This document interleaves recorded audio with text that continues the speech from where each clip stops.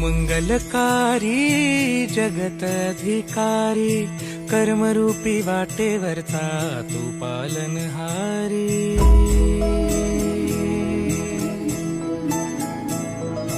तू मंगलकारी जगत अधिकारी, कर्मरूपी वाटेवर থেকে শুরু হলো আমাদের পার্বণ শুরু হয়ে গেল।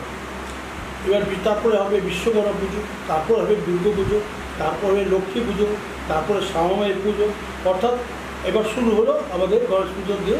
আমরা ঈশ্বরের ঠাকুরের কাছে আশীর্বাদ চাইব যাতে আমাদের সমাজ, আমাদের রাজ্য, আমাদের দেশ আজকে সুন্দরভাবে মানুষ জীবনযাপন করি এবং কোনো বিভেদ না রেখে প্রত্যেকের একে অপরের পরিপূরক হয়ে সমাজের মানুষ হিসেবে ঐক্যবদ্ধভাবে আমাদের দেশ ভারতবর্ষ, একটা ভারতবাসী হিসেবে আমি গর্ব অনুভব করি।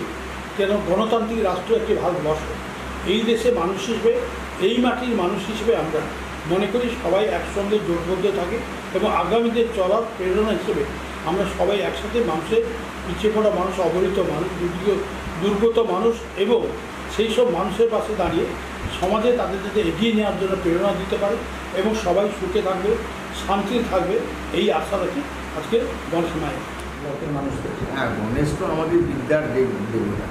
তো নিশ্চয়ই আগে বিদ্যালয়গুলিতে, স্কুলগুলিতে গণেশ পুজোই তারপরে পরবর্তীকালে সরস্বতী দেবীর আরাধনা করা হয়। নিশ্চয়ই তিনি বা মানে কী বলবো, বিদ্যার দেবতা। এবং আমরা তো নিশ্চয়ই প্রার্থনা করবো যেগুলো আমরা গণেশ